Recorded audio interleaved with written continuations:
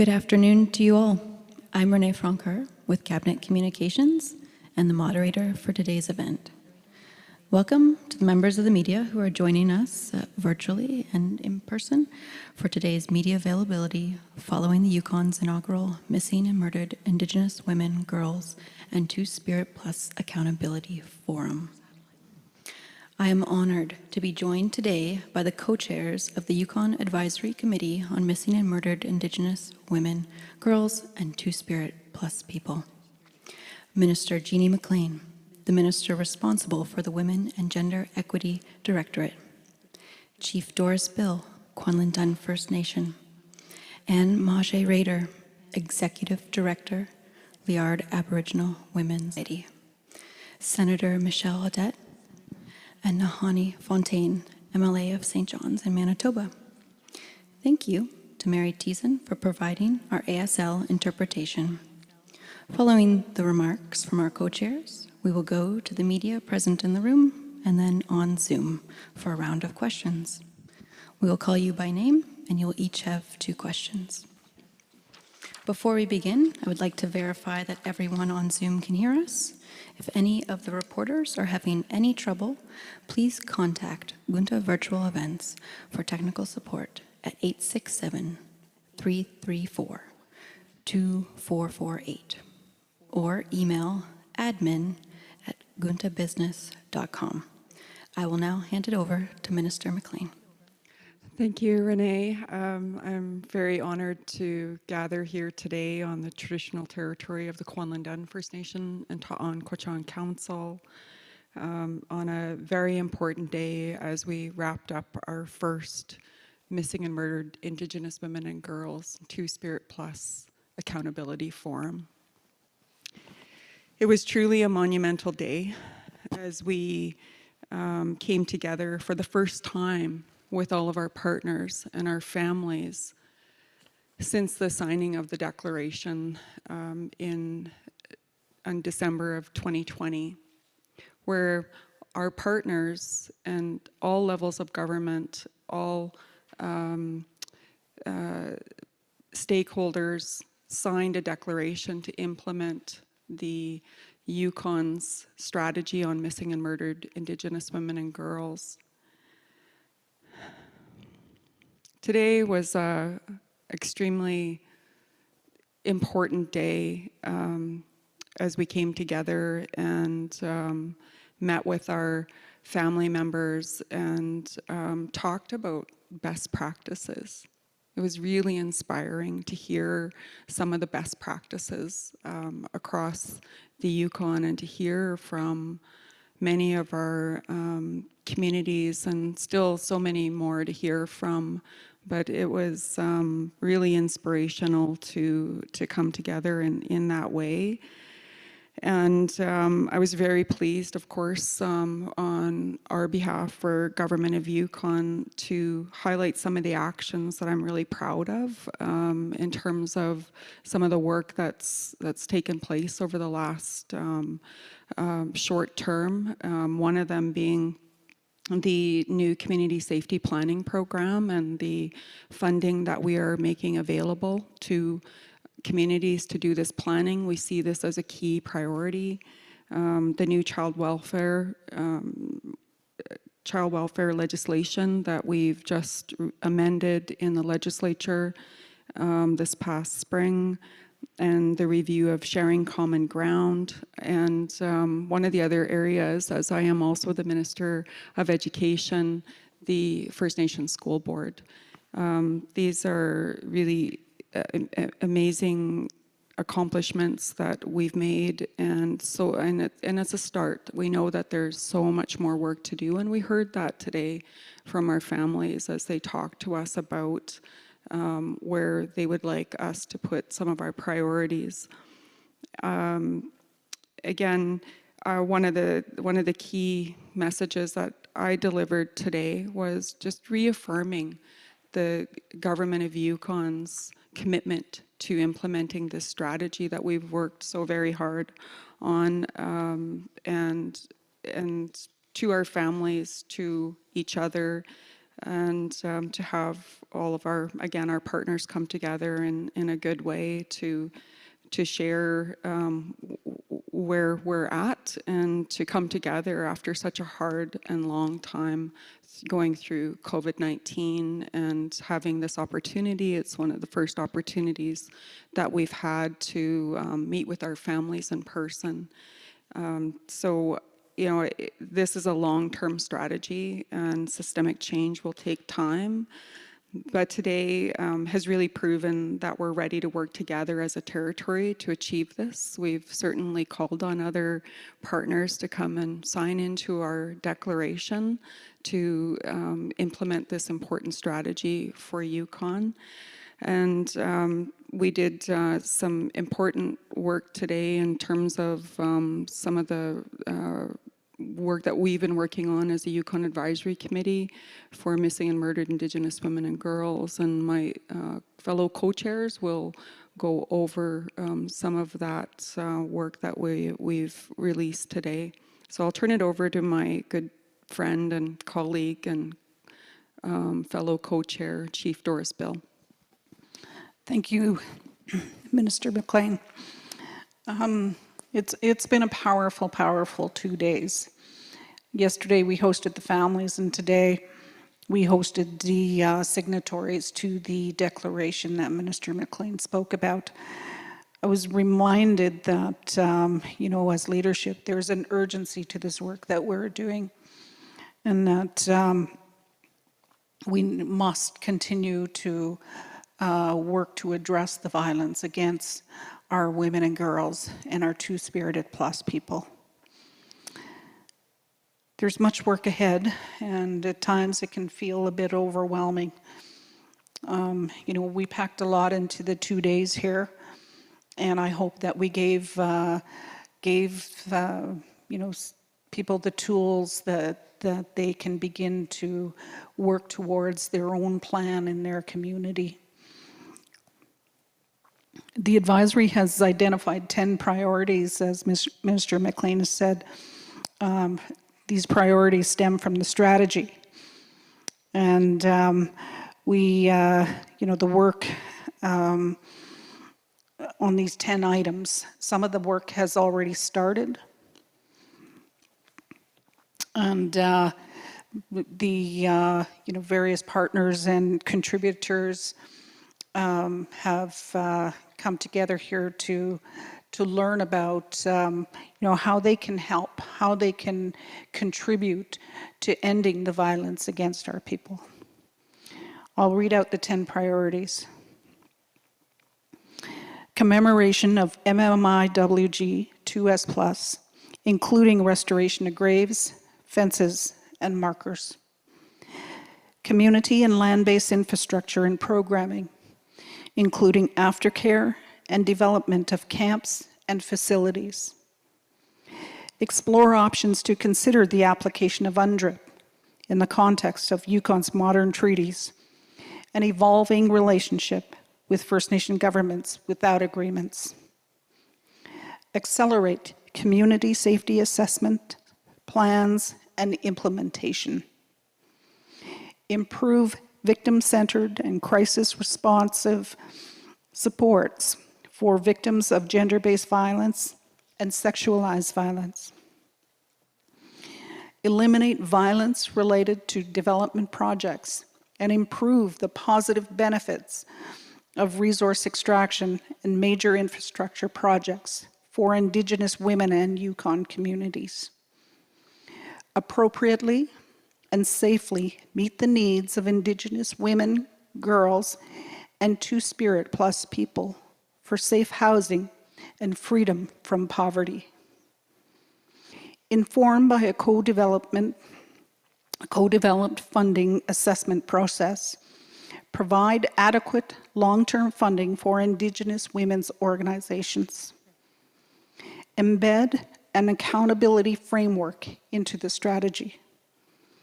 Establish an MMIWG2S+ trust fund for families and survivors.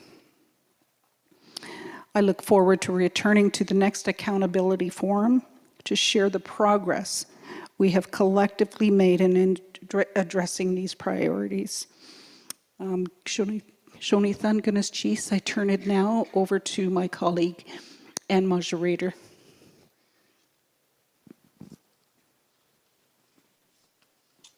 Good afternoon, everybody. And I just want to say what an honor it is to be in the midst of such powerful women on the podium there. Thank you for your presence during the 2 days. I think what both Minister and Chief Bill have said, you know, urgency and monumental. I think those are the two key words I take away from this forum. It was such a powerful gathering. The stories that families share and how the passion that we have as leaders, committee members, to end the violence against our women. And I feel really proud of the work that has been done to date. I think it's amazing. We have an amazing team. We've got, like everybody says, there's a lot of work to implement these 10 priorities. However, I have nothing but utmost confidence in the team. So thank you. I regret I wasn't able to be present in the room, but just being here was amazing. Sugasana.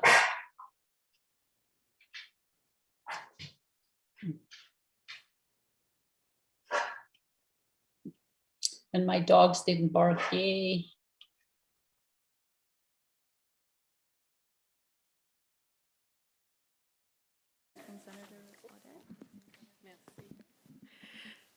Chanashkamadin, thank you.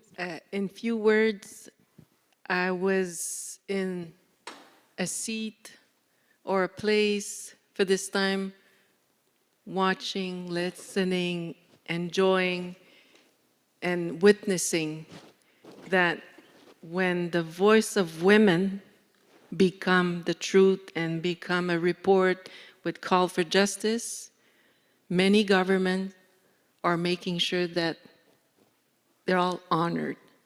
And I wish what this beautiful region, the beautiful people of Yukon, would be everywhere across Canada, including my region called Quebec.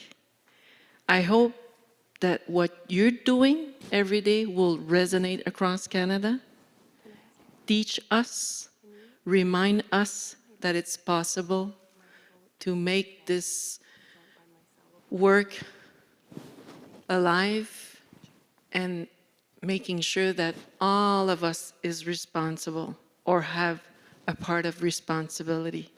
So if somebody says that the report is on a shelf with dust, I'll make sure that they call you. Thank you so much. Thank you so much.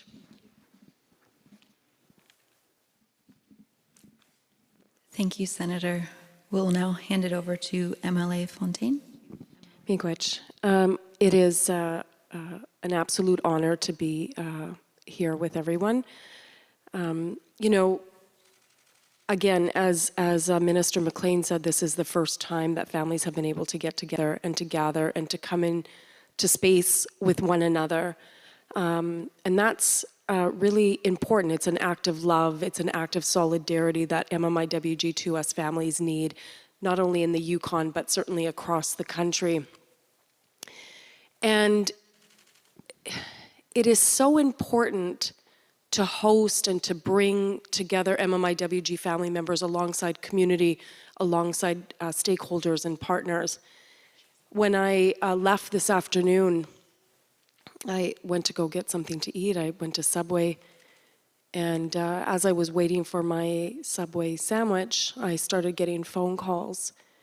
Only a couple of days ago in Winnipeg, one of our young women was found in a garbage dump.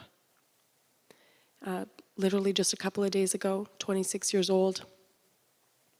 And while I was waiting for my sandwich, the police had a press conference the Winnipeg Police Service. And they noted in that police service that an individual has been charged with first-degree murder of this young Indigenous woman. But what they said in that press conference, a mere couple of hours ago, was that they are actually right now, as we speak, they're looking at other locations. And so Winnipeg may have its second serial killer in the last less than 10 years. And so these aren't just exercises, right? This isn't an exercise. These aren't futile. These are critical moments to gather and to listen to families, to listen to experts, because there is an ongoing genocide of our women. There is a slaughter of our women and girls and Two-Spirit from coast to coast to coast. And that's why moments like this, or 2 days like this, as difficult as they are so important. Miigwech. Thank you, and thank you to all of our honorable speakers. We'll now move on to the question and answer session with media. A reminder to reporters on Zoom, please remember to mute and unmute yourselves. We'll first go to the reporter in the room, and we'll start with Laurie from Aurora Boreal.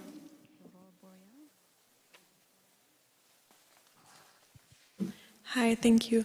My first question is for anyone who was there with the families. You said that you learned a lot from the exchange. What's one of the takeaways that you learned, the most important thing that you learned? Probably to listen. It's incredibly important to listen to the families and what they're telling you and what they need. We don't have all the answers as leaders. We don't. And so it's just important to be there, to comfort them, and to listen to their truth. Because by listening to their truth, we learn a lot, and we learn how to help communities prevent this from happening. And, you know, when we built the community safety program, that's what we did, is we listened, and we listened some more. And we talked to our citizens and our community. We got feedback, all kinds of feedback from them. And from that conversation was born the program. And that's why I think it's incredibly important that any prevention initiative be community driven, be driven by the people, be driven by the families. And it was so amazing yesterday. It was so powerful. And some of the stories that we heard made me cry. And yeah, it was just a really nice, beautiful day. I'll just add to that. Thank you, Chief Bill.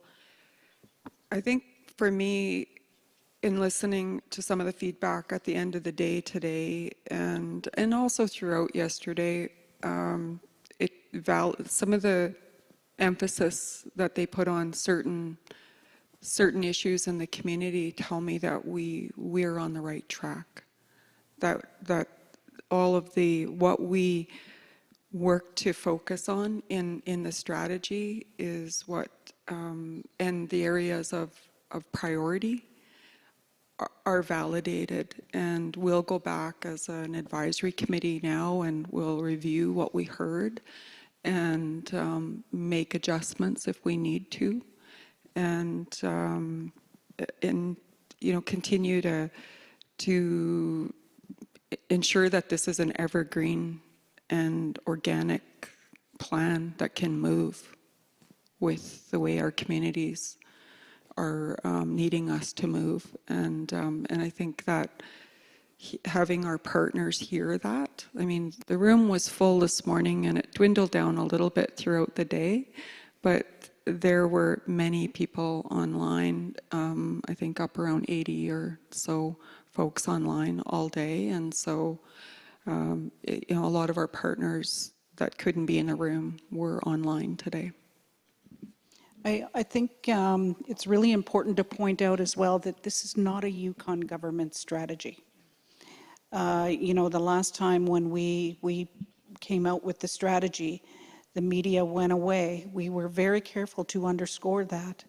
But one of the first lines I heard in the reporting was, "This is a Yukon government strategy."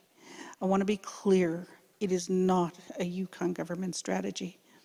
It is a Yukon-wide strategy that belongs to Yukon people. Very powerful. First time I came here in 2001, 2003, and a couple years until the national inquiry, and again now, what I noticed from some sisters and friends over the years, how heavy it was first time I came. And not everybody, but some of them, the gift that they gave me as human being, they felt lighter because they were able to go in the camp, different site, to learn again, or for the first time, their own indigenous languages, you know, to connect with their culture, which it wasn't the situation in 2001 and 2003. So that, for me, it's an example where when everybody gets together, and it's not only a women issue or an Indigenous women issue, it became all of us issue. I'm not from here, but I was nervous to see if it would gonna be the same heaviness that I received when I came here. And we laugh. We talk about many other things. Yes, about the loved one, but also about what they do or what they try to do. For me, it's showing that something is happening. So it's a proof, it's a fact. My second question was for you as well, Madam Senator. We often say that Yukon First Nations are like precursor and that this strategy started kind of here. What are you bringing back home after today's here? I didn't know that about. Yeah, about the inquiry when it started here. I was a big supporter, of course. Like I said, some of the South are not happy, but it's okay, and I respect that. But I didn't know that we will close the circle here when we start this journey. And I didn't know also that collectively, a big community, like you mentioned, Chief Bill, that also would show the rest of Canada what is possible to honor the voices of the Indigenous women who spoke, and the men and the survivors. So we have lots to learn from here. I'm not afraid to say, but it's very personal. I'm free moccasin in that response. It's okay. Thank you. Thank you. We'll now move to the reporters on Zoom, and we'll start with Dana at Yukon News. Hi, thank you. This question is for whoever may be best to answer, but I'm wondering, why did you decide to come up with a new strategy? Maybe I'll just ask for a little bit of clarity. I mean, we still have the same strategy that I guess, well, I'll just answer what I think your question is. We developed a strategy and released it in December of 2020. And at that time, we had all of our signatories or all of our partners sign the declaration to implement the strategy. And what we've been working on over the last year and a bit is the detailed implementation plan. And what we know is that that work has been complicated, and it's taken more time than we initially thought. But we are really committed to getting it right. And so what we wanted to do was continue on with our accountability forum with our families, and we identified as a Yukon Advisory Committee 10 priority areas that are directly from the strategy. So it is not a new strategy, it is the strategy that we released in 2020. Thank you. Dana, do you have a second question?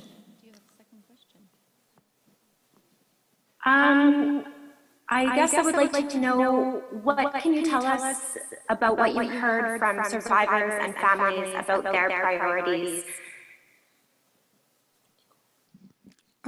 Thank you, Dana. Yeah, there was a lot of confirmation today about the need for community safety, the need for focus on sexualized violence and specific programming around that, the need for, we heard repeatedly folks talk about where healing happens in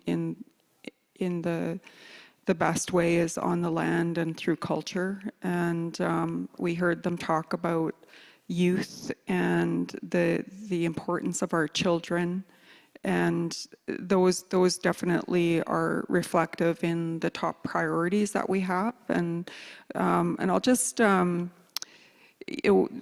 Yukon Advisory Committee will continue to work on the full implementation plan, and we will be releasing that in the near future, but with a focus on these 10 top priorities.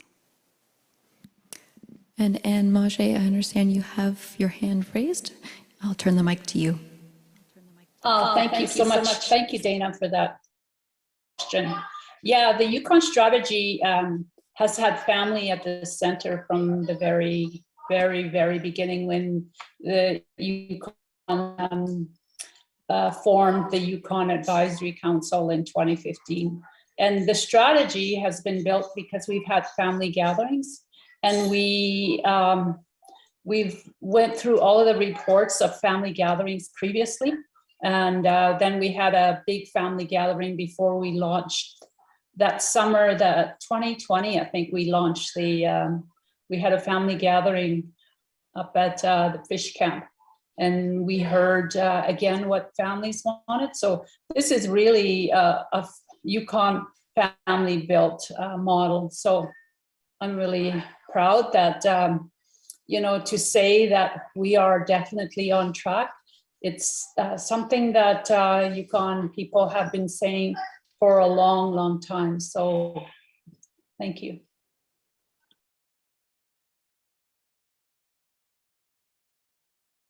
We'll now move to Tim at the White Horse Star. Yes, hello, can you hear me? We can, thank you, Tim. Yes, I just have one question, and it's probably best directed to Minister McLean.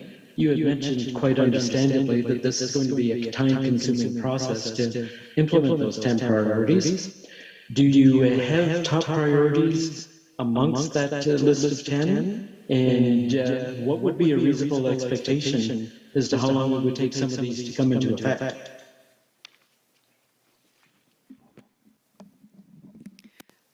Thanks, Tim. This is definitely a long-term strategy. I mean, this is a 10 to 15-year strategy that we released, and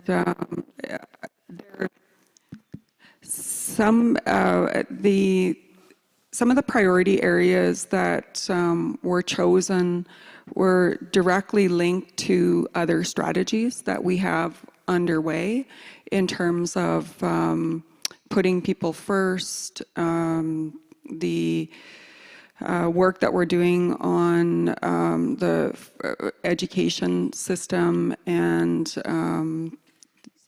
the community safety, the work that we're doing on the substance use health emergency. Those are all key strategic areas that we're working on now, and we know that these top priority areas that we've focused on are linked to those other strategies. So we definitely wanted to ensure that they were reflected in our top priorities so that they will link in as we are working to implement those other strategies and build that substance use health emergency plan that both Chief Bill and I are actively involved in the oversight of that work. So in terms of, I mean, there's a lot of work that's underway. I've talked a little bit about, the legislation changes that we've already made under the child welfare legislation changes. We've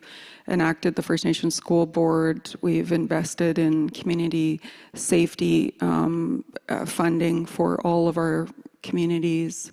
And I mean, there's a number of other areas. We've done some work already around the review of sharing common ground, which was going back and reviewing what has happened with our police review that happened in 2010. And so we're actively working in a number of areas throughout the entire strategy. So I think that, we've seen some amazing commemoration projects happen over the last year as well. We have the monument that's now up in Rotary Park. That's a permanent reminder and honor to our lost loved ones, and to be a reminder of the work that, not only a commemoration to them, but also a reminder to work to prevent that from happening. We also had the Northern Shoshone commemoration project that was just launched a short time ago, and those commemoration projects were on display here today and yesterday, and there's a lot more to that. One of the questions I often get asked from people is, how can I help right away? What can we do that's really urgent and immediate? How can we help? The strategy in one of the 10 priorities calls for a trust for the families. And this is important because the deaths of a family member are not things that you plan for. And it can cost financially, it can devastate a family. So if people are looking for a way to contribute, that is one way they can contribute. And I think that's, I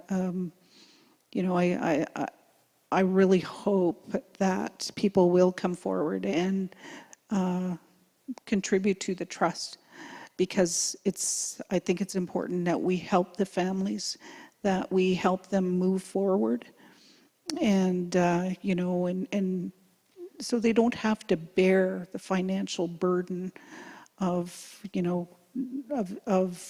having lost a loved one. And so many of our communities are going through this. We have so many people that are grieving right now. It's unbelievable.